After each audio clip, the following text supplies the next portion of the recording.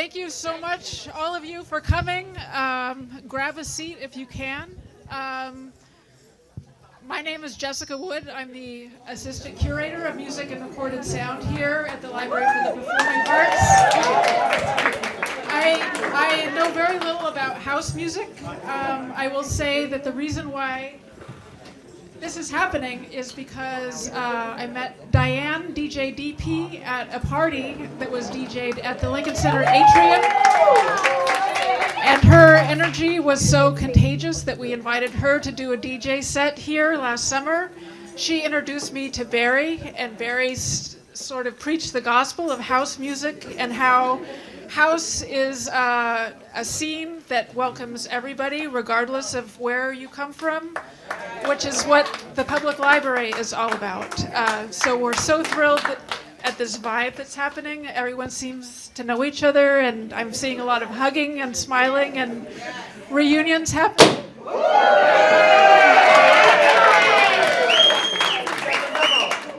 I apologize for the mediocre decor. Lewis was not happy with the streamers that I got, so they're not here. Librarians will do a better job next time, now that we know. I'll say happy birthday to Lewis.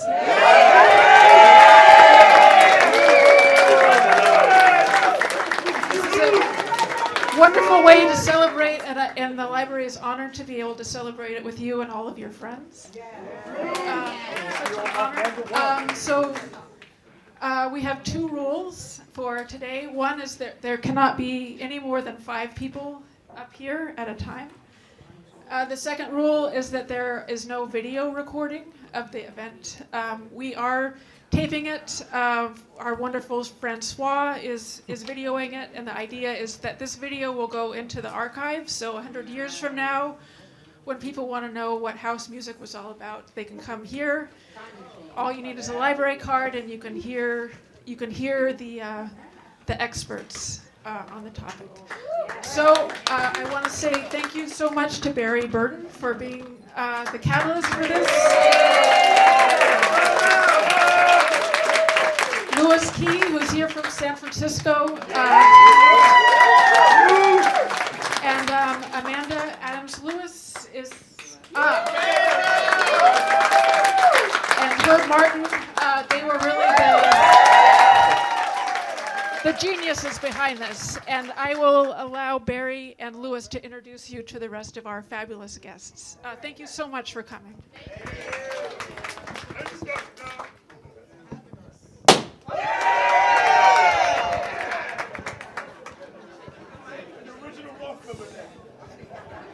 Hello, ladies and gentlemen. How are you guys doing? How's everybody doing? You enjoying all this? We get to go to the library. Isn't this good? Yes, make noise in the lot. See, we can do that today. I want to thank everybody who's coming out here, my old friends that I've seen for so long. I've known for 20, 30, 40 years. It's a blessing to have a scene that gives you that kind of this kind of love and joy. So, I want to be able to get tongue-tied without seeing everybody I want to see and want to hug them and give them a kiss, but I can't. And for you newbies out here, I want to explain something to you. I know this might be a new experience for you, so you might not want to dance or move around, but it's part of the experience, so involve yourself into it. So the ones who were sitting down earlier, that's not going to work. That's not going to work. We're a free-spirited kind of group of people, and we expect you to enjoy the experience that we have. Your body's your instrument. Dance to it, move to it, yell, scream, whatever you want to. Express yourself to it. This is what we've been doing for many, many years. All right? So let me stop talking and let me get to the real juice. This is ConRAD Neblett. He used to give parties out at a place called Together in Spirit. I see some of you have known about this place. He had a long run for Together in Spirit. It was a beautiful thing. He gave us a lot of love. He showed us exactly how to be in his own home, and he treated it like his own home. So this is another thing we do in this house community. We do that. We make sure that it's our home, and we expect you to respect it and we give you love because you came to our home. Whoa, youngster. Moon Baby. Yes, Sir DJ, young girl into this whole world of scene of dancing and partying and house music. But you know what? She's got that heart. And that's another thing too. There's no age to this crowd. We can teach young babies. There's babies who are born in our scene that are adults now who have kids. So it's about passing that love around. Please, that's very important. All right. So, and she's the DJ too, very good DJ. So check our stuff on SoundCloud. You know, check it out. Find out Instagram. You got all that stuff, don't you? See, I can't even go and set my watch. Mr. Brian Polite. He's the Papa Smurf or the disciple of our scene. Yes, I know. Brian's a dancer, a poet, activist, just all around good guy. I'm blessed to have him as my brother, part of Afro-Mosaic Soul. He's the founder of that. What can you say?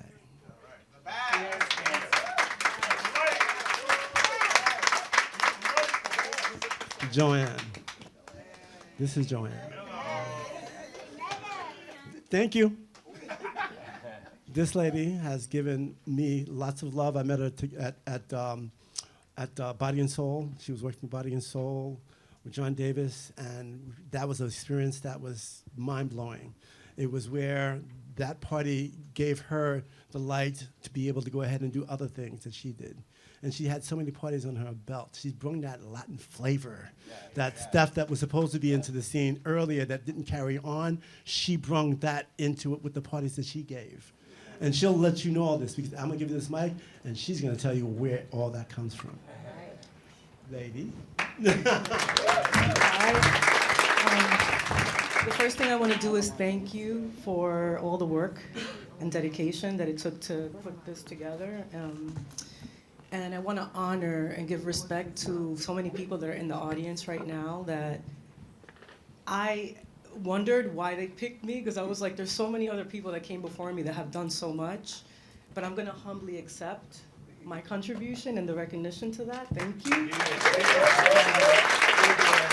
So I feel, what I brought into the scene, really, my recognition in that, what I want to say is I brought what I experienced at home every weekend in my house when I grew up. When I first came out, I felt at home. At that time, I was going through a really hard time, and I wanted to find a place where I felt safe and comfortable, that I could close my eyes and I didn't have to worry about somebody was going to come up to me and, that kind of thing. And then once I started to get involved into the party thing, I felt that I wanted to bring my home to your house. And that was the inspiration that I got for the live music, the dominoes, the cigar rolling, and all the things that I grew up with in my home. I was like, I want to bring that out. I want to share that, and I want people to experience how it felt at home for me. So that was always a Saturday night. So that was my inspiration, to my style. It was always to have the Saturday night at my home with your house. Okay. Thank you so much. First, I just want to say thank you for everybody to coming out tonight. Without you guys, there'd be no reason for us to be here. And we really, really appreciate that. Because when actually this came into my lap, I was, okay, I really can't do this alone. Oh yeah, I got family. And I put the word out to my brother. And the word came around to everybody else, and all you panelists came out and to support this effort, and I thank you. And everybody else in the audience came out to support, and I thank you too. But let me just say this. It's not about just us up here on the stage. This is about you. This is about everybody in here. Yeah, the guy standing back over there by the elevator. To you too. It's actually what we're trying to do. Our intent here is to share an intimate understanding of the house music community culture. To really let those who have not been a part of us or have not been to the scene ever before really get an upfront and close interaction with who we are. And hopefully, they'll take some self-inventory and realize that they're not that much different than we are, and we're not that much different than they are, and we're all here based on one thing. Love.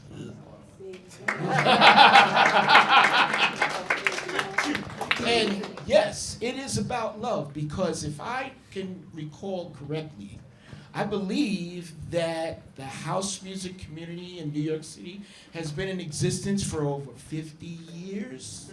53. 53! See, that's aficionado. Here we go. That's why you're here, baby. You can pay the I got fingers.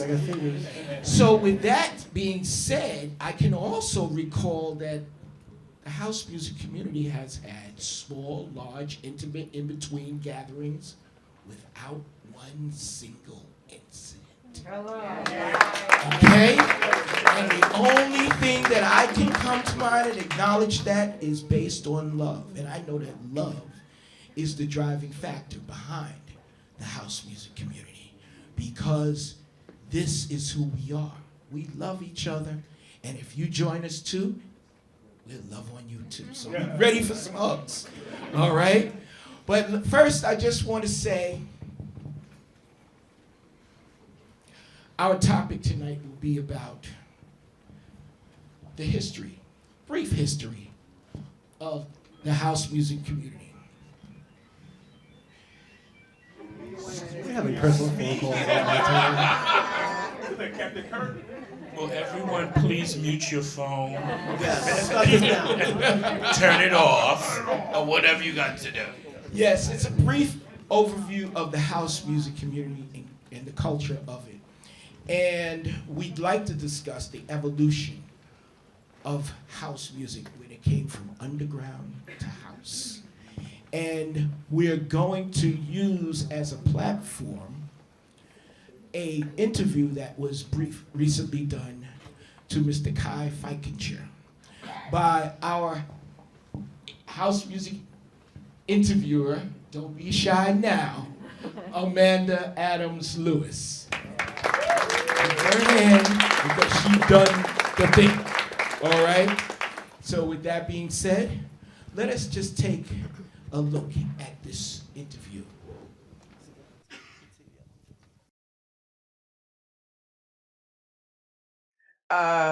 Good afternoon, Kai. Thank you so Hello, much Amanda. for being a part of this interview and being a part of Love Underground. Could you walk the audience through your initial engagement with your house music experience and share some of your first impressions of the scene and the music? Okay. My encounter with house music came via recordings first, not dancing or parties or DJing, but 12-inch vinyl. And it was a lucky circumstance, because right at that time, I had just moved to New York maybe a year earlier, was still somewhat new to the city, very interested in the musical scenes, plural, of New York, but a little frustrated with the offerings through media, television and radio primarily. And right at that point, through a visit to a friend's house, I came across music that made my ears perk up. And I said, what is this stuff? It's not something I've heard before. What is this called? And so I asked my friend, who was also a music connoisseur, if he knew any more about this music. And he knew very little, but he knew what this music was for. It was not music for the living room stereo set. It was music for clubs. And I'd never been to a club. So I asked him a bunch of questions, and he said, instead of me trying to give you half satisfactory answers, I'll take you to a club. I said, okay, why not? Don't expect me to dance, but I'll check it out. So he took me to what turned out to be the best club in the city, Paradise Garage, where he was a member. And after an hour or two or so there, this is 1985, I found my friend again in the crowd and said, this music is different from those records at your apartment. I didn't have time to talk that much, but I said, is he going to play anything else that I can relate to? Because up to that point, felt like 4 hours, but probably were only 2, I had recognized exactly 0 songs. But at least I had come across the new term, house music. Of course, then the question is, what house? What does that mean? And so, a few conversations down the line and a few visits to a record store or several record stores, I came across this new genre of electronic dance music. And some of that was called house music. So that was my initial inroads. I love hearing people's garage stories. Thank you so much. Moving on to the next question. How would you describe or how would you distinguish house music from underground dance music? Well, in my life, I came across the term house music before I heard about UDM, or before I embraced the term UDM as having, some kind of meaning or significance. The confirmation for UDM became with a sampler on, I believe, Atlantic, 1991, with a couple of songs on it by Mission Control and Michael Watford. You may have that record in your collection. I consider it essential. But so house music was a little older in my musical memory. But it's also in my mind, a narrower category than UDM.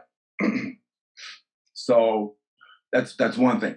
Then there's a geographic issue, which to this day is debated, obviously, between people in the Midwest and people on the East Coast or West Coast. Meaning house music has to do with the warehouse in Chicago and record stores that began selling music that sounded like the music from the warehouse by posting in the window, we sell house music. And then there's the association to that music with the main DJs in Chicago at the time, 2 of them being Ron Hardy and Frankie Knuckles. So there's this very strong connection to house music historically and in terms of the evolution of the music. But because Frankie had a New York connection, he's from the Bronx, and his good friend Larry Levan was the Paradise Garage DJ, there's also a very tight connection between house music and New York City clubland or New York City-based dance music in an underground context. So the two overlap. But since the evolution of dance music in clubs, such as the Warehouse or the Music Box or other Chicago venues and parties, and the parallel history of dance music in New York City are different, the terminology can differ. So I've never heard anybody who's very familiar with the various stories talk about the music that was played at the Loft, David Mancuso's Loft, as house music, even though it was his house. But that term doesn't apply. By contrast, the Chicago house sound is a little more homogeneous due to the fact that it's electronically produced largely than the repertoire that Mancuso played at the Loft, which is a very eclectic repertoire. It's also an older repertoire. There's a lot of acoustic and electronic combined music. There's world music, there's Latin music, etc., and electronic music. So the categories of musical style or musical sound don't really apply to the music at the Loft. Larry Levan at the Garage is equally eclectic. He would play The Clash or Marianne Faithfull or The Who or E2E4 by Manuel Götze, none of which sound very disco-y or post-disco, the music that put dance music in New York City on the map in the first place with a worldwide response.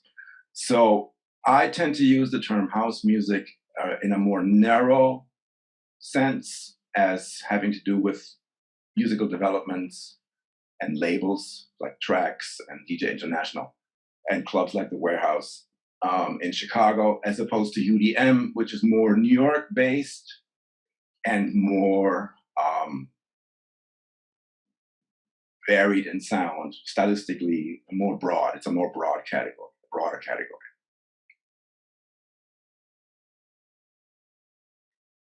That's a great segue into my next question. How would you describe the core bond between the house music community and the culture that's associated with it or that's come as a result of it? Mm-hmm. I think a chief aspect of this topic of core bonding around a dance event or around music, at the center of which is a DJ and a sound system, is locale. The people who come to a place, if it's a worthwhile experience, such as a membership at the garage. But I'm using this just as an example. Come regularly. They become familiar with each other, and bonding happens over time. So they bond with each other because they see each other every week or on another regular basis. They bond with the DJ because they know his or her program and know what to expect and what to play. And so in the context of a DJ cultivating an audience at a locale through a DJ residency, such as Junior at the Sound Factory or Larry Levan at the Garage, a bond through shared experiences around music and dancing can be formed, and I've witnessed this.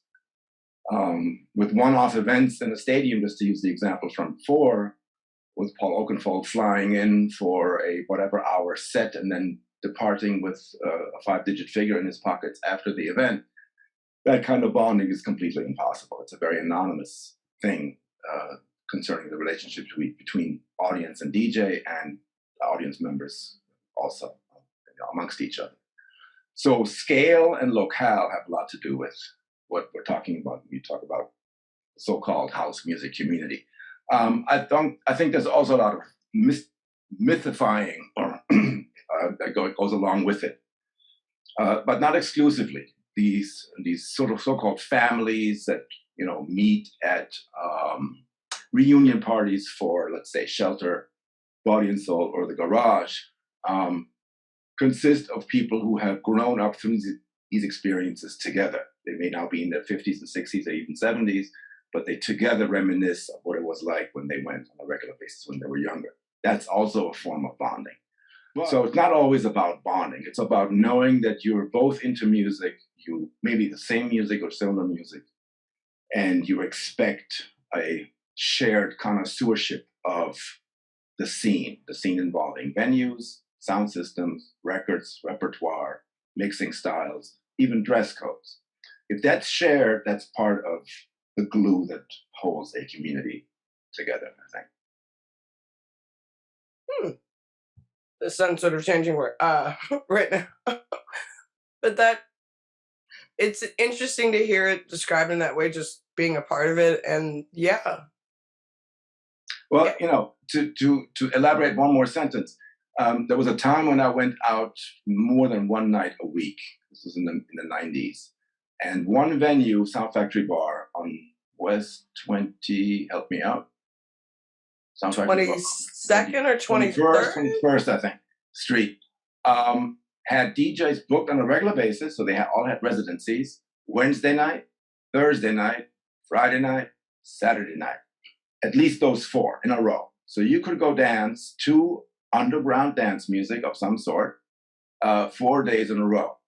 The audiences that went to hear Louis Vega on Wednesday were not the same that listened to Lord G on Thursdays or Frankie Knuckles on Fridays. And you had 2 floors with different DJs also on most days. So community, yes, but the Wednesday community was a community, or the Friday community was a community, or because they were following DJs. These were communities built around repertoire, venue perhaps also, and primarily the DJ style that they would expect and had come to love. So within a community, you would have communities, plural, I would say.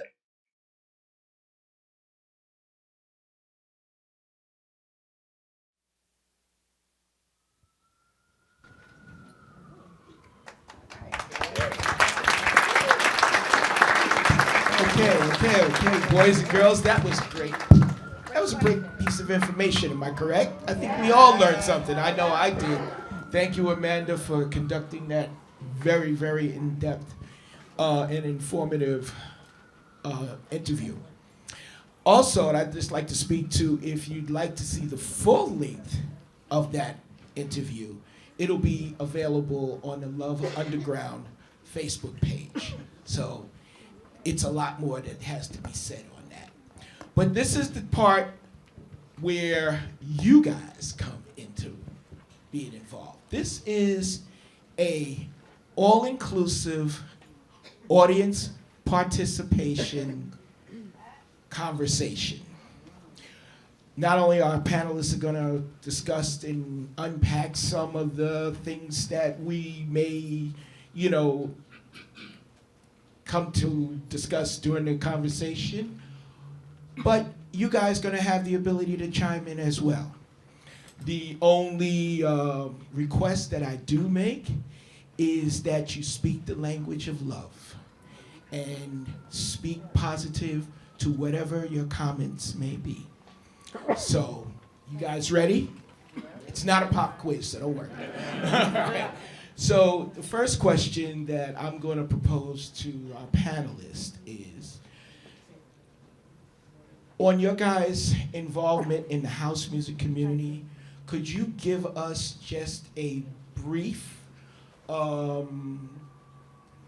journey on how you guys came into the house music community and, take us to a place that made an impact and, just share with us what your personal journey was?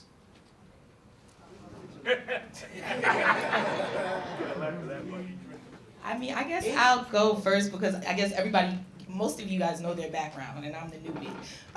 But my name is Porcia, DJ Moonbabe. I came into this community since I was born, but I came into this community physically about 5 years ago, and I was randomly walking in Manhattan, and I heard music playing, and I went down. This was happening. This was Soul in the Horn at Chelsea Music Hall, and I forgot who was DJing, but I just heard music playing. And I went downstairs, and it was a party happening, and I immediately felt the energy.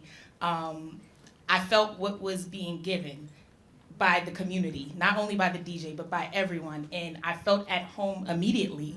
And ended up running into Brian, who kind of took me under his wing, and yeah, from there. But beyond the community, I've also had people who, like my mentor, who I met years before, who was a DJ in the scene. He passed away a couple of months ago, but through him, I met a bunch of people through this community who were not sitting here, but you all know these people that I'm talking about because they told me about most of the people that I've met here today. So it's just pretty interesting. But with DJing, I'll say, I've wanted to DJ for about 10 years. But what I would have gotten into would have been more of like R&B and hip hop, but nothing that is, like you said, without incident or spreading love. Or it's just, when it comes down to house, for me as a DJ, it's good to know the music, but just as a person walking on the street, it's about feeling it. And that's my introduction into this community, is just that I felt it, and I felt it was necessary, and it was my home, just as Joann said. So yeah, that's my introduction. Could you just give us a reference to like a club, or speak to maybe a little bit of what that club was, or where you went definitively that really made that impact on you? It's not even a club. It's my mentor, for real. My mentor, MJ. Rest in peace. So my mentor, MJ, Michael Joseph, rest in peace. Basically, it's from hearing his music, and one time I went out with him to a club, and he put down this Lil Lewis track. What was it? I Called You. Yeah. I lost my mind. And that's when I knew it was from there that I wanted to DJ house. I more so call myself like, I am a product of what all of you have given. I am your return investment. I am that person that is like, I'm coming out here to give my community, or not even my community, you are my community. I'm giving my generation, my people, I'm bridging that gap. whatever it is that you guys are missing from us, Brian is also bridging that gap, I will say, coming sensei. But it's me that is coming out there to bridge the gap and also educating Black people that house music was created by Black people. And not strictly for Black people, but by Black people. Because a lot of my peers don't know, and they won't listen to it. But when I play it, they say, oh. So yeah, that's it. Okay, all right. Would anybody else like to chime in? Yeah. My first introduction to this scene was in my living room as a young child. I grew up listening to this fierce, soulful, happy, uplifting music, and it just kept growing and growing and growing. And so in the 70s, I started going to the clubs. So it wasn't like new or foreign or anything like that. It was in line. My parents were listening to the music, the soul music of that dance music of that time. We listened to the same music. And so when I went to the clubs like the Kontiki and what's that place on 42nd Street? Starship Discovery. Paradise Garage, of course. The Loft. I went to gay clubs, I went to straight clubs. Wherever the music was and the vibe was, that's where I went. And it was a very, very uplifting and powerful time, the 70s and the 80s, because people were interested in rejoicing and celebrating, because the 60s was a very turbulent time. So we were throwing our hands in the air and doing whatever we was doing, and like over there. So and so I noticed that different clubs came from a different place. And I would go to Leviticus, Pegasus, which, I'm an openly gay man. It was a straight club. And, but I was like I said, wherever the vibe was, I'm confident in who I was, And, but when I went, and Better Days was in a bar, really, basically, an extended bar. But T. Scott turned that music out. And The Shelter, for many, many years on Hubert Street. What they say, last night the DJ saved my life. Timmy was no freaking joke. He took us on a journey, as Larry Levan took us on the journey, because they were grounded and clear of who they were, who they are, and they shared that with us, and we were on the dance floor. I was on the dance floor. And, but it is, do you want me to go a little further? Or something else? Sure, expand. I was inspired by these different places to go to dance and to release and let go. So I started my own party called Together in Spirit. And that party I was committed to bringing in the foundation of it to be spiritual. No joke. And you said something was very powerful. I'm clear that this scene is rooted, the root of this scene is the Black and Latino gay culture. Yes. Now, some may disagree with me, but I was there. And it morphed into a great expansion. And there's no argument from over here. And I have seen many changes, and it expanded. And then I started partying with more straight people and partying with more people of other colors, but it was magical, y'all.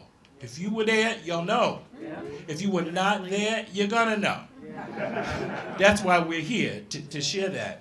But it was, I really am committed to keep acknowledging the root, because my experience, the root often gets lost. And particularly when it comes to Black music.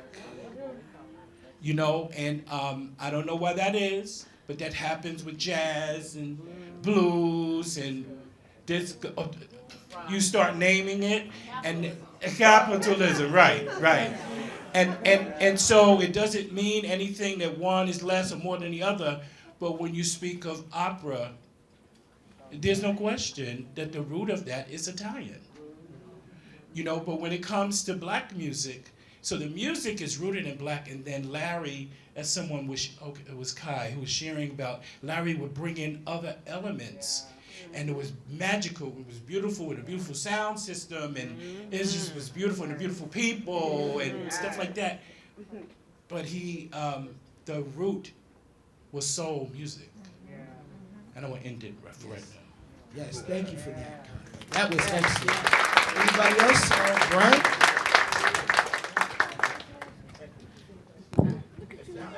Okay, back.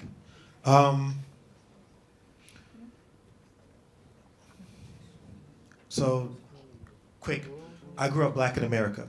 So, meaning that even though my mother is from St. Thomas, USVI, the music that I grew up with was R&B, soul, the last gasp of disco, like my early memories are like the early 80s of like the last echoes of disco into like danceable R&B of the early 80s.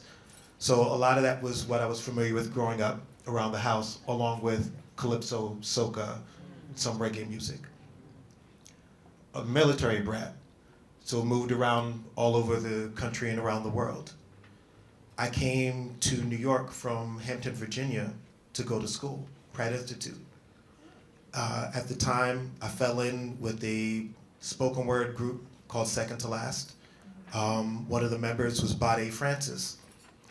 Bade was very immersed in the underground scene, particularly in New York, and particularly in Brooklyn, a lot of random underground spots.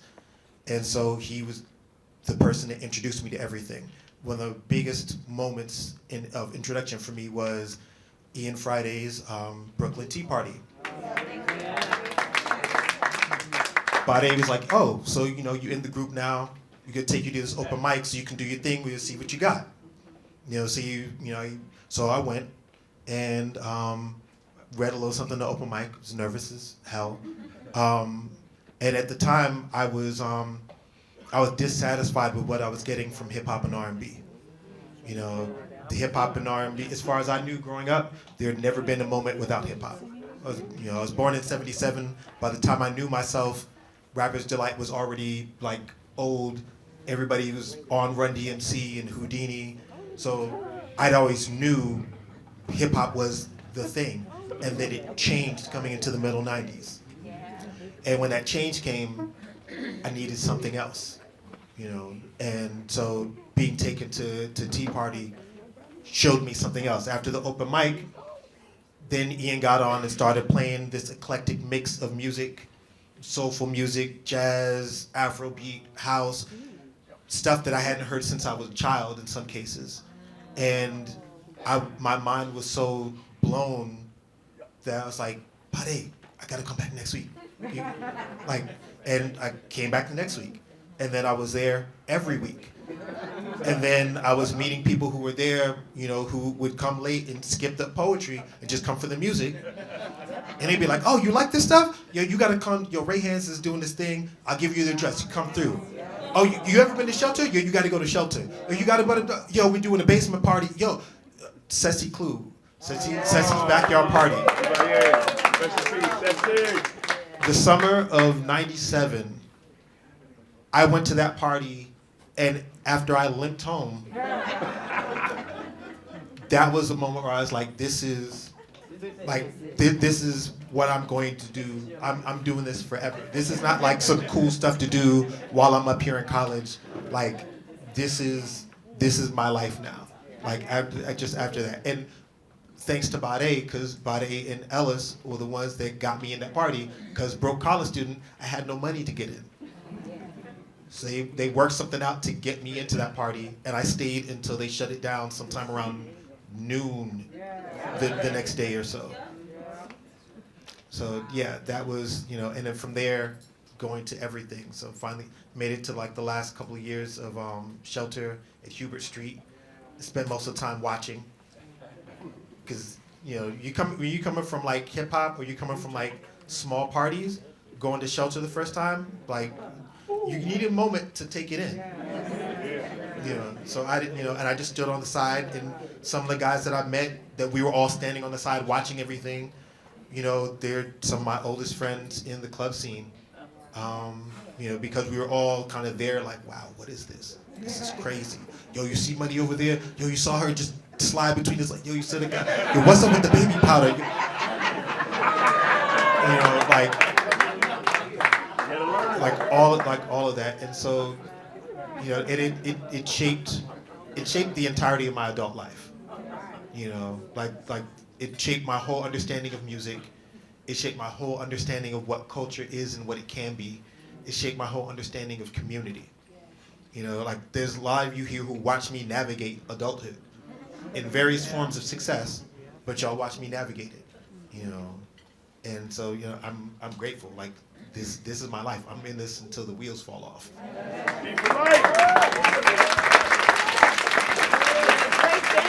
Joann, you? I have a similar story like ConRAD. My first introduction to house music was at home. My brother's 10 years older than me, so he used to go to the loft in the garage. So I would see him coming in at noon, sweaty and with skates on the side, because he had gone roller skating first and then gone out to the clubs. And him and my cousin Elvin Reyes, I don't know if some of you guys know Elvin, they used to build these turntable, you know, stands in the room, and they had turntables going on. They used to party, you know, play different parties around the block. So I grew up listening to this music, and I started to tune into WBLS. I used to go into my brother's room and steal cassette tapes and listen to them on my little radio in my parents' room. And so when I went to high school, everybody was listening to freestyle and hip hop. Nobody was listening to what I was listening to on my Walkman. So right out of high school, my best friend, she started working at a place called HIP. And so that's when she met a friend of hers. And she was like, Joann, I know somebody at my job that listens to the same music that you do. And I was like, where is she? Who is it? So that was Red.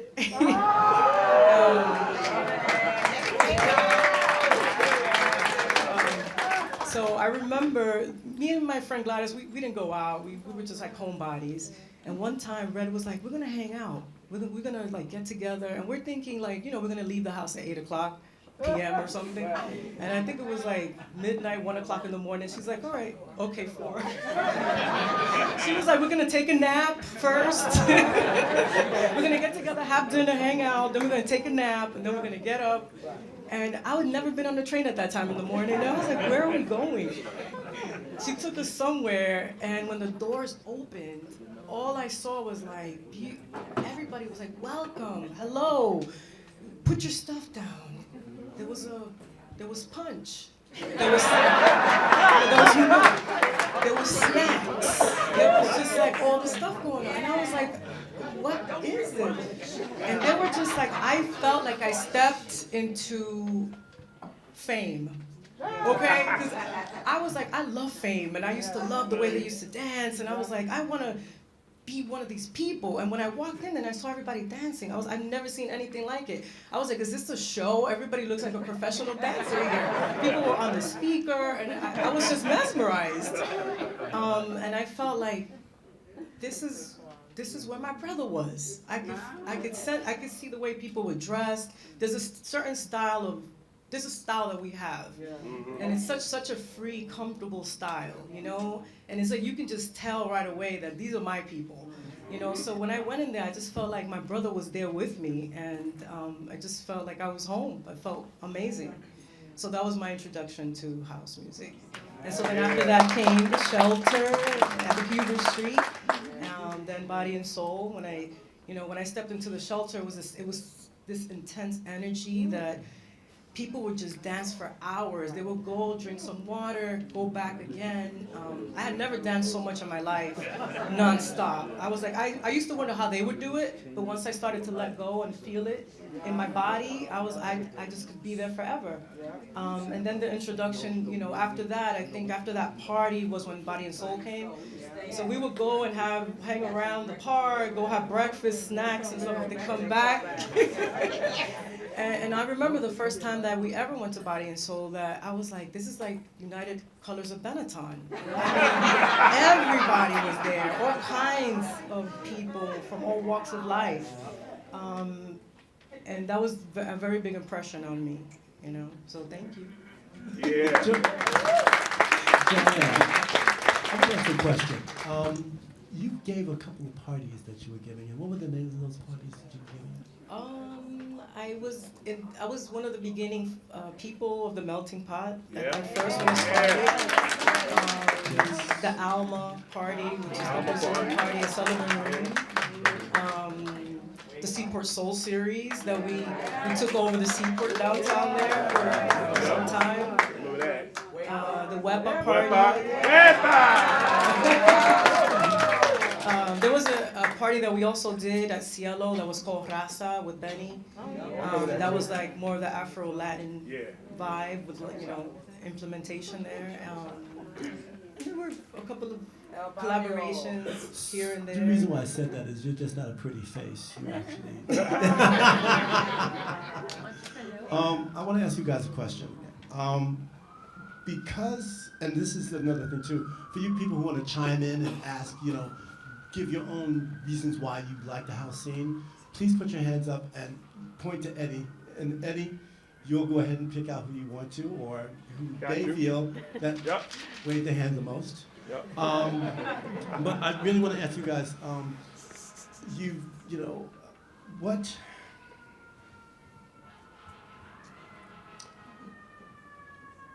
why do you feel this scene is so freaking important to people now? Why do you feel that they need this at this time now? And give me one sentence.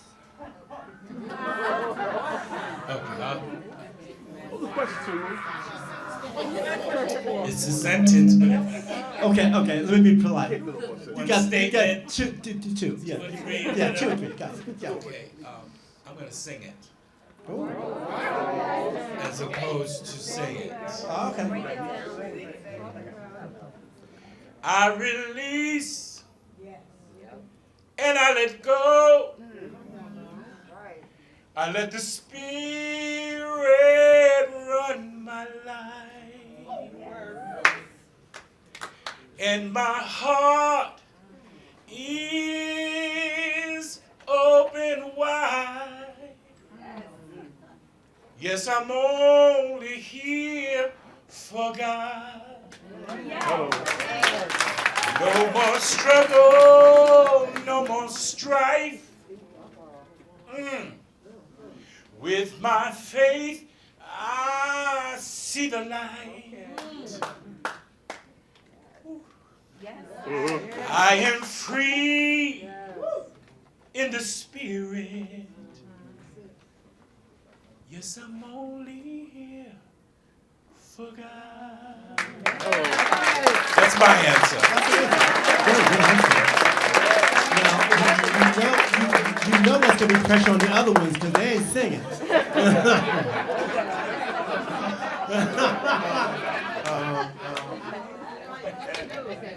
Thank you very much.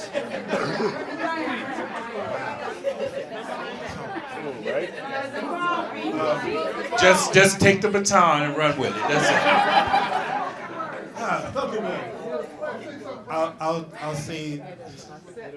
I'll say this.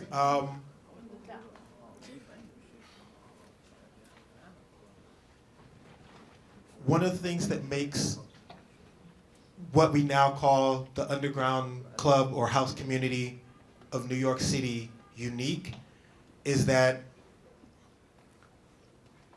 the spirit, the spiritual dimension of what it is at the forefront of why it is. With other music scenes, with other dance forms, they'll say it's a spiritual thing after going through everything else.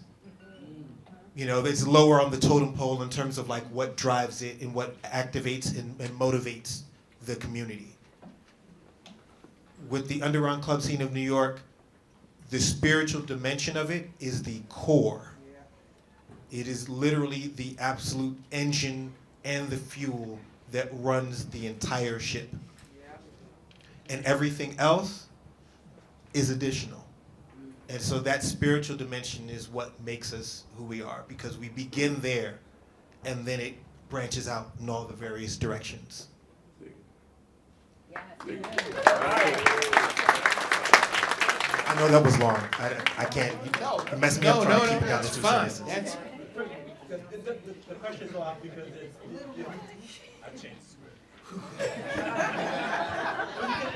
Because I ain't warm up my voice, so you need. I get no baritones out of me today.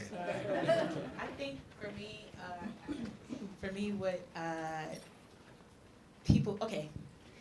The other day I was having a conversation and I compared house music, or the feeling of house music, to, I'm gonna go back to my Christianity, like tearing for the Holy Ghost.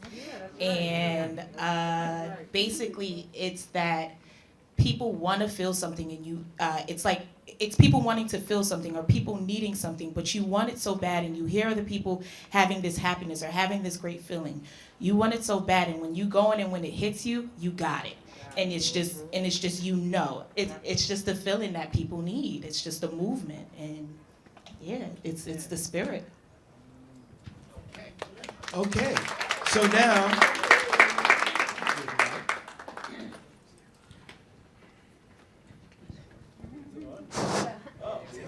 okay. Good evening, everybody. How are you? Thank you to all the panelists here of all different age groups and backgrounds. I appreciate this, sharing your her stories and house stories with us. I'm coming from a different perspective because I'm not born and raised in New York. I am born and raised in a town, Camden, New Jersey, right outside of Philadelphia. And people ask, like, how did you find out about house coming from there? I was like, well, I went to school in North Jersey, you know, so that started it. But I still didn't cross, went to Teaneck. I didn't cross over yet. I'm a 96 out of high school baby. And I was like, I'm hearing people talk about shelter, but I'm like, what is that? Still didn't go. We have a lot of parties on campus. They're giving me percolator, the corny stuff I call it at the time. Like, but I dealt with it and learned some of the moves, like, yeah. But going back home to, down to my area, Philadelphia, going to Savannah's, that's when I heard the tribal, the mixing with Jill Scott, Erykah Badu's, like you're mixing the R&B, what I love, with my heart and soul, what my mom taught me about, you know, when it comes to hearing the drum beats beat at your heart, and you know it, and it calls you, and that was it for me. I will travel. I am a true tri-state traveler. Baltimore, across the seas, wherever I go, like Brian said, I'm here for it. I'm dying with it. We see you here. Thank you. All right. Anybody else? Hands up. Jackie?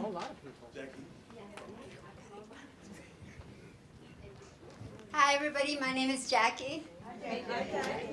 So I just want to say that I was moved to tears a couple of times during, you guys speaking and everything, because I've been part of this community 30 plus years, and why we need is now, to what Luce was saying, is because we have so much fear, so much tension, so much worry right now. We have so much division, and the principles of our house community family were love, acceptance, teaching, raising up, comforting, like all of this very much nurturing environment, and that's what we need now, and I think it's something that we can share. I mean, I came from Bolivia, but I grew up in Long Island in an Irish Italian neighborhood. So when I came to the city, I was kind of like a white kid in like a Latina body. And I showed up to, I used to go to these like hick Latin clubs where, you know, I was dancing salsa with old men and stuff. And I was like, this really sucks, you know. I want to go dance someplace. So I met this girl there, and she goes, you gotta go to this place. It's called The Loft. I said, Loft? So I had gone, interestingly enough, that same day to the Starship, and I was dressed in a polyester suit, a matching blue top and bottom. And I came out, she goes, you can't go to the Loft like that. Go home, change to like, you know, regular, you know, baggy, comfortable stuff. We go to the Loft, and when I went to the Loft, it was fame. You know, it was fame. The whole thing was happening. I was just blown away, but immediately I was embraced. I was welcomed. People hugged me. They didn't even know who I was, and right from there, I learned about a little bit like unconditional love. You know, this kind of joy and freedom. Just express yourself. Do whatever you want. You want to roll around on the floor? Go ahead. You want to take your top off and, you know, get sweaty and dirty? Go ahead. And all that stuff was, to me, I grew up in a, you know, kind of conservative Spanish neighborhood family, as you guys might know what it's like. So that's why we need this. We need to be free. We need to get rid of the tension. We need to get rid of the fear. We need to love one another, and we need to look at each other with loving eyes. Not to say, oh, you're a Republican, oh, you like this, oh, you like that. Why? No, we have to just feel. And what do we feel when we really just close our eyes? We feel that spirit. And that spirit is goodness and love and acceptance. And that's why we need this. We need this. Thank you for doing it.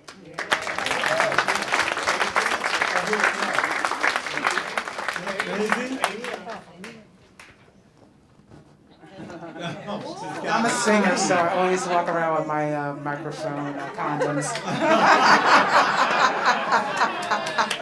And that's what we call them, too. So anyway, hi, I'm Mahazy Roundtree. Hey!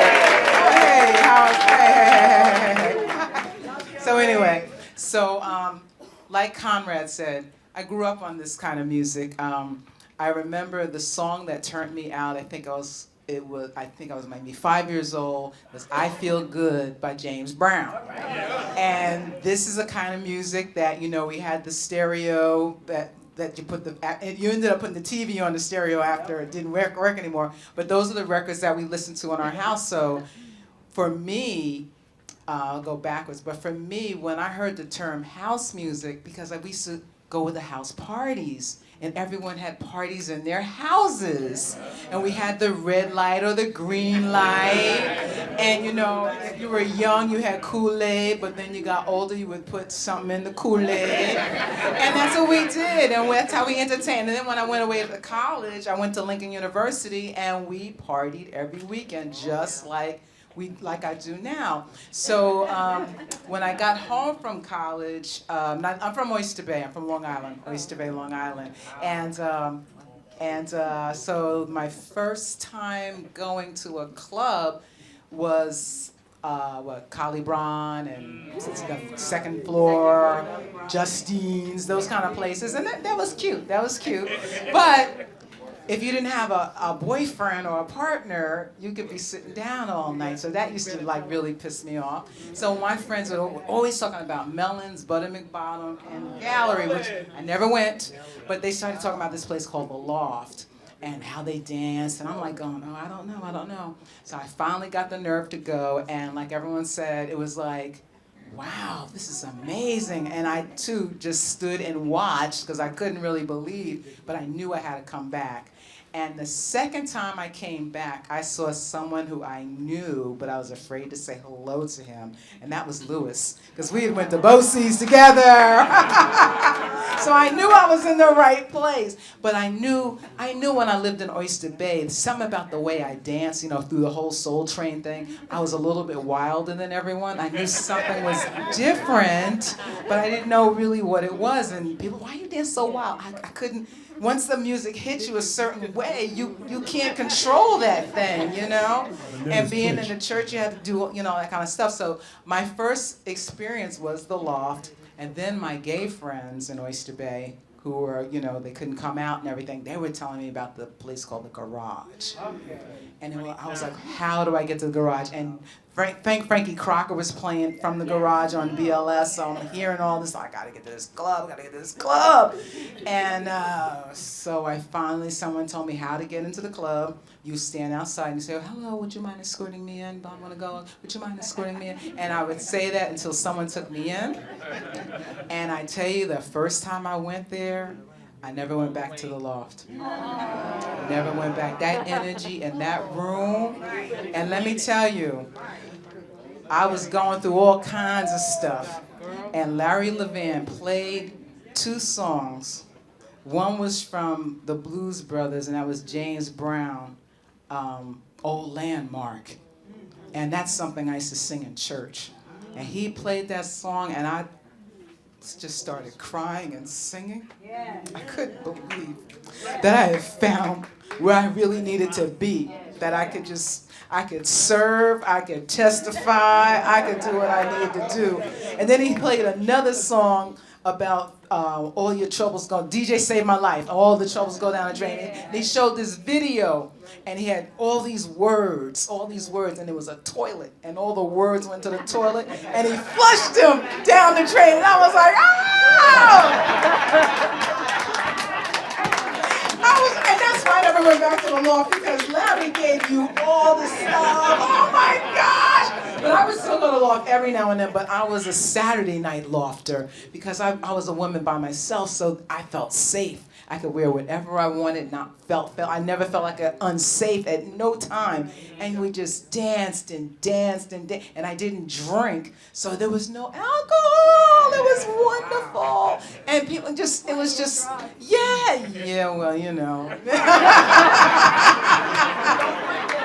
It was natural, it was herbs, it was natural.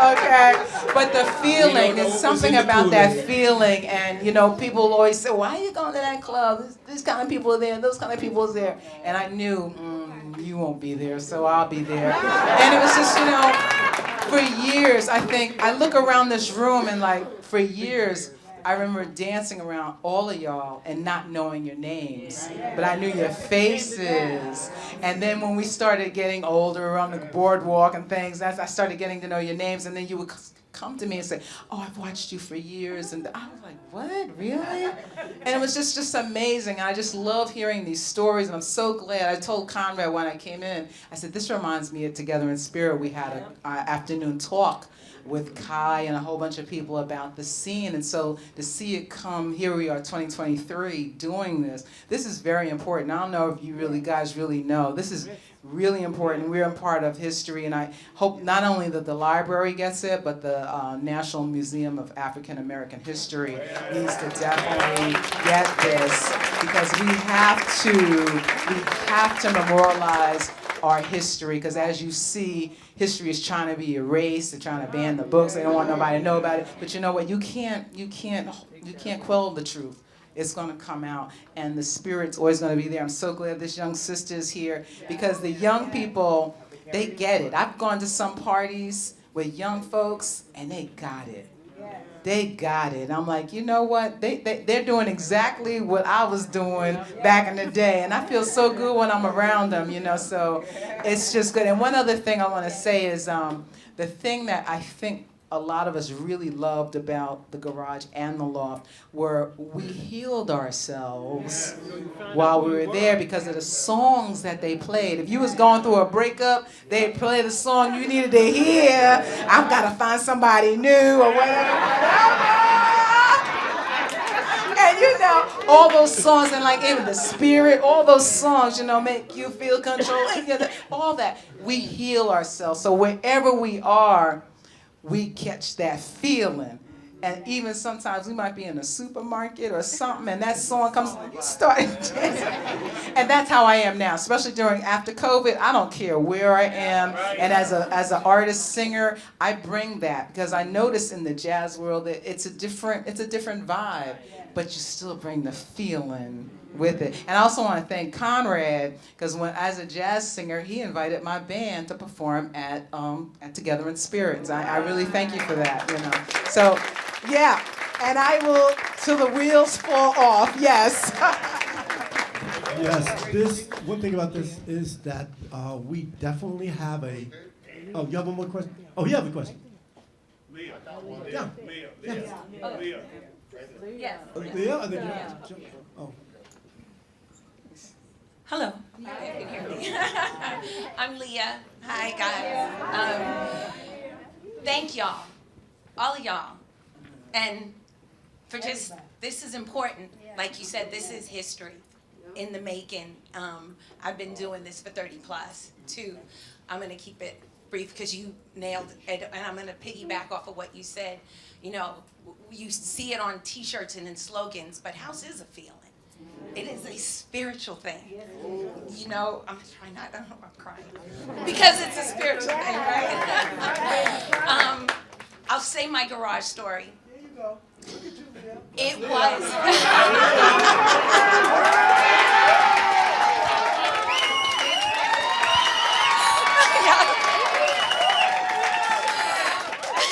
I got you when you wasn't looking.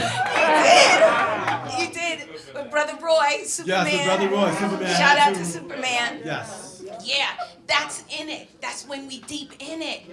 You know, that's that release. Excuse me. You came back from college and you had your first. You went away from college. You were going to the shelter. You said, "Oh, I gotta go to school. I gotta go to college." You came back your first semester. You came back like a beast. You came back wild. You put everything that you could out into that dance floor. That night was magical.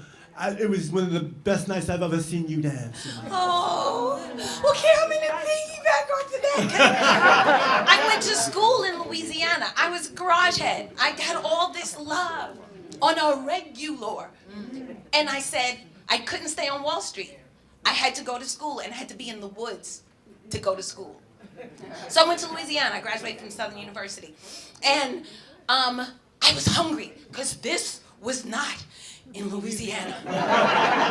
Nothing like this in Baton Rouge or New Orleans. And I was all over that. So when I came home and I felt it, it was, you leave it all on the floor. You just leave it all on, and then I could go back to school. I can say now, I left Pace University with a 1.9 GPA. I graduated Southern with a 4.0. So, it was worth leaving. But the garage was my prom night. I was dating someone who was too old to go to my school prom. I was working on Wall Street in high school, and I met somebody, and he couldn't take me to my prom. And he was like, I got someplace even better. And he knew I was a dancer. I danced throughout high school. I performed. And he knew. He went to a couple of my performances.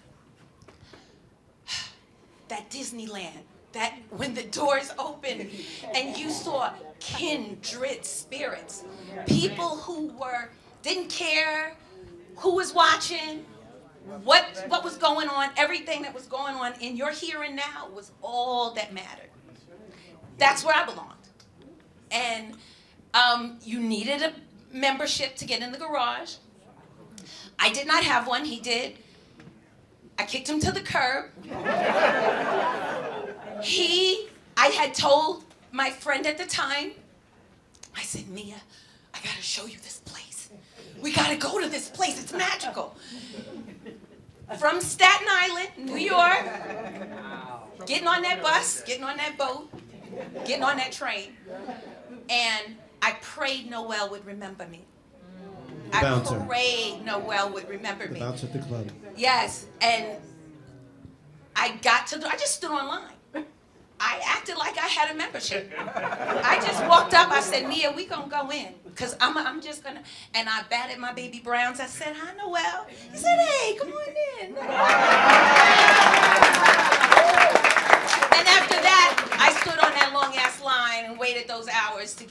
membership to come back for that feeling.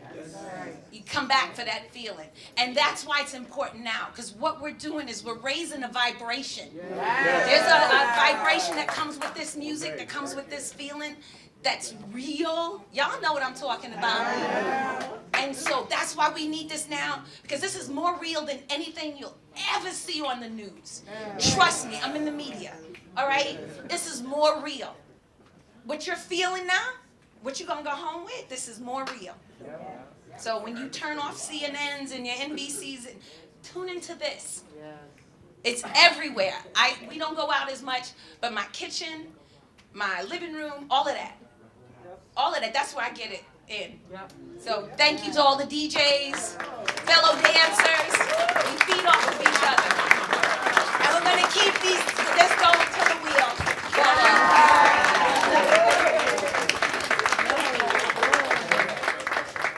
That's it? Oh, who else? The guy in the back. The guy in the back. Wait. Can we get the mic to him? Okay. No problem. Okay, I don't know where to quite start this, but my name is Merlin Bob. I heard of you before. Yeah, a little bit. I'm so glad to be here because Herb told me about it today, and for 30 years I've been a music executive in the business, right? Because I stopped DJing about 25 years ago, right? And I've started again. And I tell everyone, Herb, Ray, everyone in the room knows, Red, that anything for the culture I want to do, because I'm in a position now to do whatever it takes to move this forward and continue moving it forward. Yes. It's come full circle, and it's amazing to me because it's 30 years later, and I feel like it's 85 for some reason. Because musically, I was a music executive. I was the vice president of Atlantic Records for all those years, right?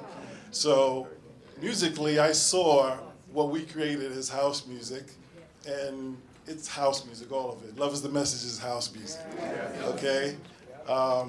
Bra is house music. It's all house music. It didn't come from Chicago. It didn't come from it came all simultaneously the same time as black music is what it is. And it came out at the same time when we were all doing hip hop too.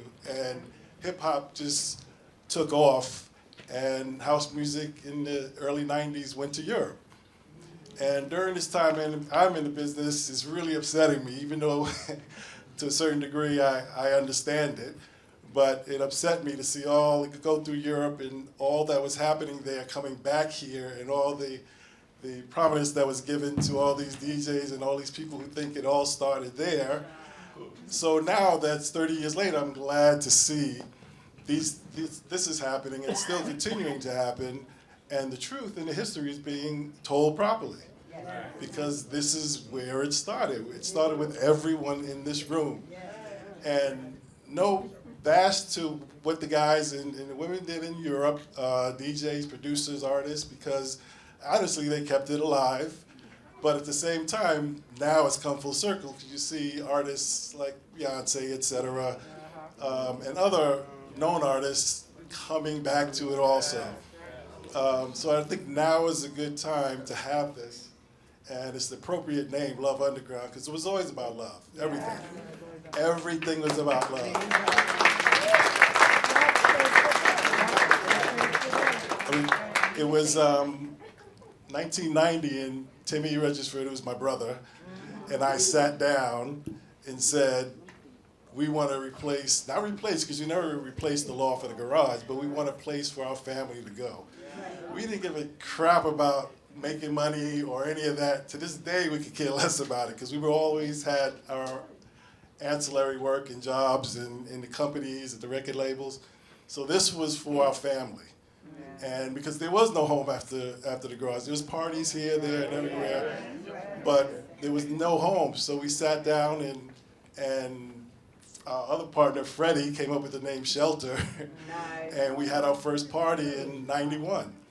And since we were kids, we were 13 and 14 years old in the loft, sitting in the big Berthas. We'd sit there all night. And we have a different perspective than maybe you do, because we were DJs, and we cared about the music in a different way. Because David Mancuso and Larry and T. Scott and Larry Patterson and Nikki, they were our teachers. We never danced. We never partied, ever. And Tony Humphries too. Me, Timmy, and Tony. Just a little fact, Tony Humphries is my cousin. And me, Timmy, and Tony were 11, 12 years old. Tony taught me and Timmy how to play. Because he was older than us. That's true. That's true. And when we saw, what really motivated us, honestly, when we saw the Jackson 5 cover, and we said young black boys from Bed-Stuyvesant could do this, like it just like blew our minds. And at that point, we were like, all we cared about was music and DJing. And we started in the parks, et cetera, when we were teenagers and playing house parties, like the red light parties downstairs. And it's truly a blessing that we're here where we are, the three of us. I mean, it was like a dream come true. Like we would sit and listen to Larry Levan on BLS with Frankie at the garage and this and that as teenagers, and like dream about being on. And here, 10 years later, it was me, Timmy, and Tony were the only ones on radio in New York, across the country. So it was truly a blessing, but it couldn't have happened without everyone in this room. It could not have happened because of the support. And that's one of the reasons I'm standing now, is I want to thank everyone here for the support. Because it wouldn't have happened. We just had our 32nd shelter party anniversary this year. And it wouldn't have happened. I mean, still the packed room, 32 years. We never imagined it, but, whatever it takes to keep it going, that's what we do.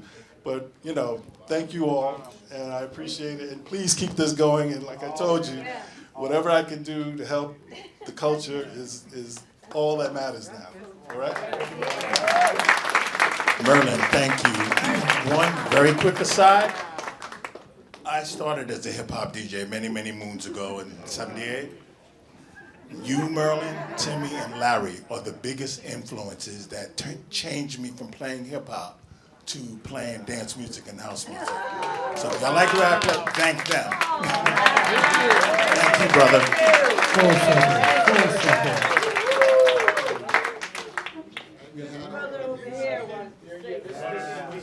That man the man with the hands up. He's waving.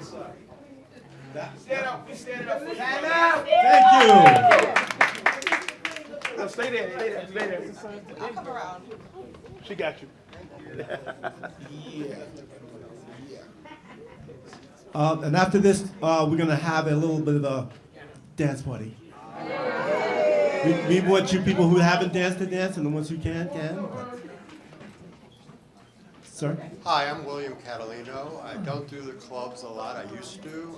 Special memories are better days. I remember a moment when For the Same Man came on, and everybody ran onto the dance floor. I have a lot of things, but the most important thing I really want to share, because this is a group of people, probably the only group of people who I can share it with, is 46 years ago, the album that changed my life, and really is the propellant for why house music is so important to me. And I hope everybody listens to it.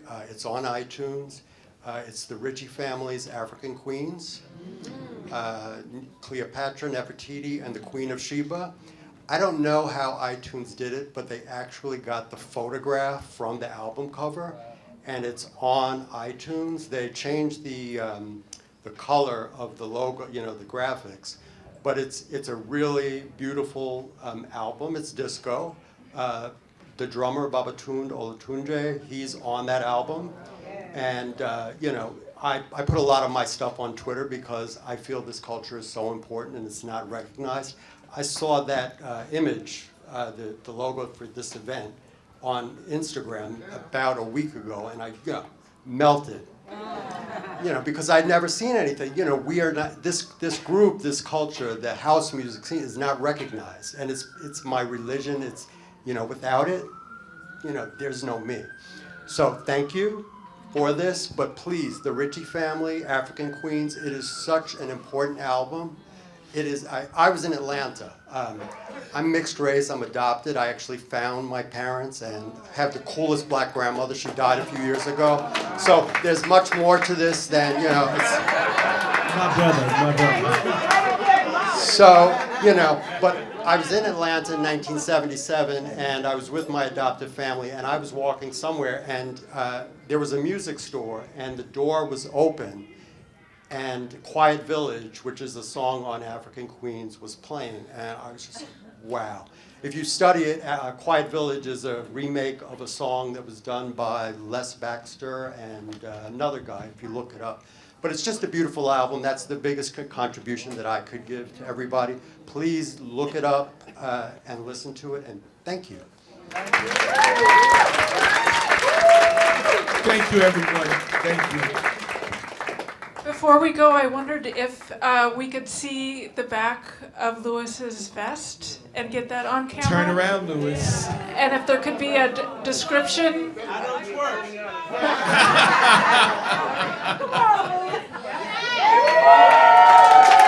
And maybe, Brian, you could give us a rundown of the chronology there. So basically it's the history on his back.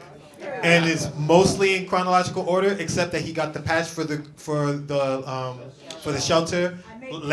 So he got that last, unfortunately, and he already had the body and soul sewed onto it, so he couldn't pull it off and switch them to be correct.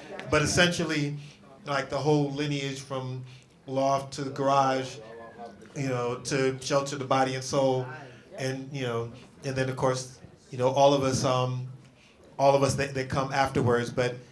And all the clubs in between. And there's a whole lot of clubs in between. I wasn't there, but enough of y'all have told me stories. Yeah, yes, there were a lot of clubs in between. One more story, please. Hi. It's good one, yes. Who messed up? Here we go. That's the mayor. Hi. That's the mayor of this house here. That's the mayor. I'm Little Ray, and thank you very much. Hi, Raymond. Hello, Raymond. One of the things I organize is a clubhouse jamboree, and this year will be 30 years. But I want to go back before that because, first of all, it's the most I've ever heard this man talk. But Merlin said something that I got to correct him. He said, been around for 30 years. I don't know what 30 years he's talking about because when I was coming home from school, exactly, I went to school in Massachusetts, myself and a good friend of mine, Mia, and when we were up there, she was, I came up from Jamaica, always in the Caribbean clubs, ZX, Village Hut, you name it in Brooklyn, we were all over the place. But there was something about it, and I think I speak to most of you guys in this room. We knew all the music. We know the music that's played on the radio. Now you can Shazam them, and it comes right up, But we were tired of them. I mean, seriously tired of commercial music. And I think when I heard Joann speak, and I heard Mahazi speak, and a lot of people, how we got introduced to it is kind of like whispers, and we truly keep this underground club music back then to ourselves. And the reason we kept it to ourselves, we felt we were keepers. We were keepers of this.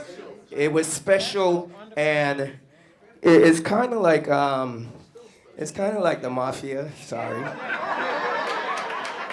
We're gonna vet you before you come in. You had to be vetted because we can't have you in the club acting stupid. All right.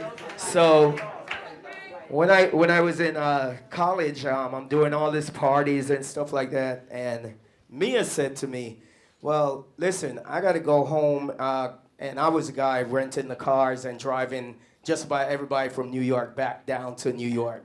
And she said, no, there's a nice club, come through, but listen, you got to come, we'll bring you in, but after you get inside, you're on your own. That's how it always was for every one of us. Don't look for me. Don't have me holding your hand. Don't tell me when you're leaving, just leave. We'll see you in the week. All right? I don't want to know nothing about who you dance with, when you dance. Don't stand next to me. Now, back then, these were two of the most beautiful women in the Paradise Garage. It was Mia and her friend Leah that introduced me. They introduced me to the Paradise Garage. Okay, I picked up Brian on the way there after years later. Him and his drunk, well, we won't get into that. But the first night, Mia and Leah picked me up. Well, no, they didn't pick me up. I met them there because, again, you needed a membership to get in. They said, listen, whatever you do, do not go to the door. Us members know this. Do not go to the door saying that you're here to get in. You have to wait for a member to get you in. I waited for them. We went in. I remember exactly what I had on. I had a blue button-down striped Oxford shirt because they said dress casual. So I had that. I had black jeans because the jeans was the newest jeans I could find. And I had the shoes. I'm talking hard shoes. Because I was working in Wall Street at the time. So I can't dress. They took one look at me and they went, all right, come on. We went upstairs. On the way up the ramp, I hear Larry Levan just... Oh my God, while waiting on the line, the party is going on in the ramp. I walked inside and it was like, this was the club for me. And I'm talking about coming out of all these reggae clubs. And I am Jamaican, so yes, I love reggae. After the Garage, I didn't go back to not one reggae club in my life again. Ever. Never again. I did not go back to, serious, not one. Because it was a place where I could be free. There was no, can I get this dance? There was no nonsense like that. Yes, they had no alcohol, but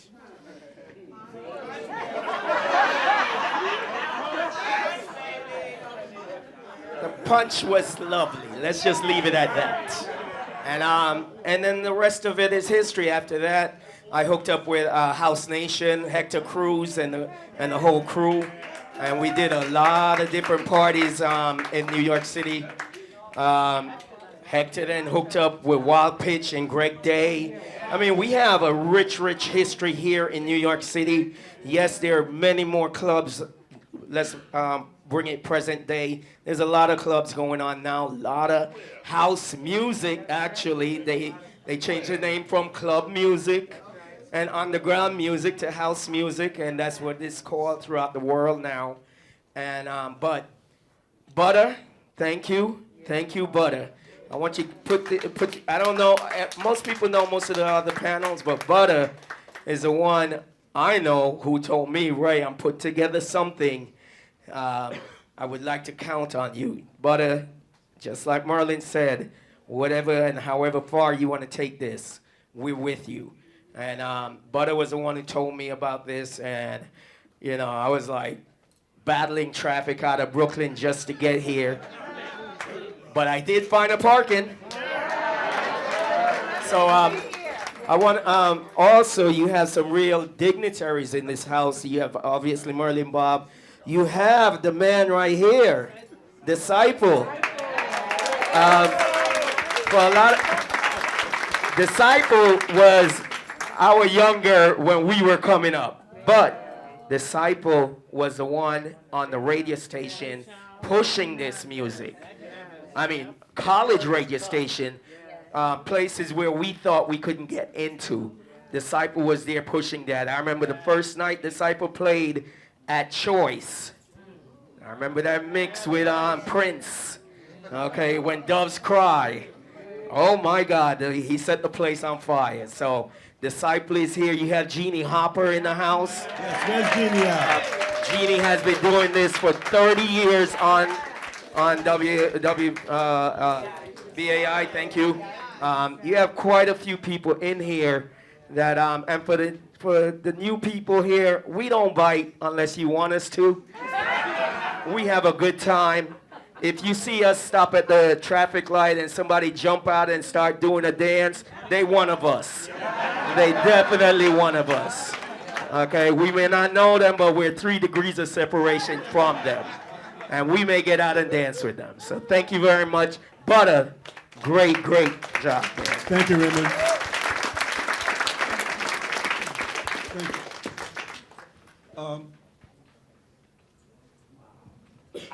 Next move. I want to say thank you for the public library because I realize that they're taking this chance to let us be heard and understand who we are and why we do what we do. Please remember that we are in the public library and they need help too. You know, membership for the public library is very important because this stuff that we'll have books like Disciples. Please stand up, Disciples. This is David. This is David Bloom. David has a book that's coming out, as well as Kai does, and it's called "The Beat, the Scenes, the Sound." So it's out now. David, you want to say something about it real quick? We're all in it. It's us. Yeah. Basically, I play on a lot of different scenes, but it does come back to us. Okay. And it talks about our heroes, David Camacho, Nick Jones, Ryan Johnson. A lot of heroes that haven't been documented, even since the mobile DJs. I live in the same building as Grandmaster Flowers. Wow. I live across the street from DJ Kenny Carpenter and the same block as Strafe. My brother plays the bass for George Benson, and my father played the piano for Miles Davis. Our music history, where I come from, is long, but it's inclusive of the dancers as well. So we remember Marjorie. And we remember Ray. Also in these books. So our promoters and our DJs and our history go into the public library June 23rd, including Lou Ray, including Murder Mob, Timmy Regisford, and Tony Humphries. Our DJs from New York go into the New York Public Library. Which one's one? The one on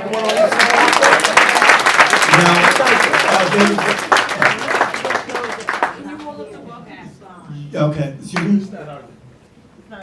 I said, let us not forget those that are not here that have passed on, that have made a statement in this community, be they DJs, dancers, promoters, they're all icons.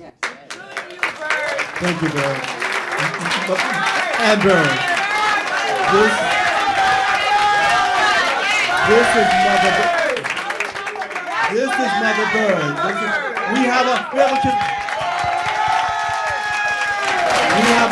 We have a community of icons, and this woman does things that you should do for anyone. This is the person that will call you up if you're sick, that will feed you when you go to the clubs. She is that's the mother. All right. I just want to say, first of all, he said 53 years. I've been doing this for 55 years. And when he mentioned those in the industry that some of us are 70, well, I'm 71. God is so good, and my skin is pretty. But I just want to impede on you that you bring the youth out and let them get involved with this, because we have to give them that space and welcome them and embrace them. I have a friend here that's 22 years old, and I introduced him to house music, because he would always see me going out, because I'm from Jersey, so there's a lot of Jersey things going on with Zanzibar, and I'm Tony Humphrey's best friend. But he was the doorman in my building. But he quit, and we went to Puerto Rico. And ever since then, he has been to every house music event you could possibly think of. So embrace them, because we need them for this to continue. And once again, give it up to those that are no longer here. Marjorie, Voodoo Ray, Moa Renee, the list is so vast. Sassy Clue, all of them. And I'd also would like to get a big round of applause for two close friends that are probably two of the largest promoters in the house music scene, is Lil Ray, the mayor, and my friend here, Red, the Redness. If you hear of any Redness parties, you better check it out, okay? Big ups to Herb and Eddie. Let me get out of here, because I can keep going. I love y'all. So Disciple, the next event that we're gonna have here too is gonna be on Friday, June 23rd at 6 p.m. on the 7th floor space of, go for it. No, don't talk to me. You have a job. Okay. Well, like I said, thank you. This was about you. This was not about just us getting together and talking. You guys brought the history. You guys brought the love. You guys brought the message. So we all have the tool now. So yes, I'm going to just reinstate that we are having a second event at Stavros Niarchos Foundation Library on June 23rd at 6 p.m. on the 7th floor, where we will have a book signing by DJ Disciple. So show up. Okay. But really, thank you guys, and I want to make a special thanks to Jessica Wood, who was, she helped me put it together. Danielle, who's been running around here, and Nick, who's hiding back there, and the entire team at the New York Public Library of Performing Arts. We thank you for giving us this platform. Oh yeah, it's Luce's birthday here. So, balloon or two. We gonna have this party until it's over, all right? Oh yeah, until the wheels come off. Thank you guys for coming. Thank you very much. We love you. Love Underground is the message.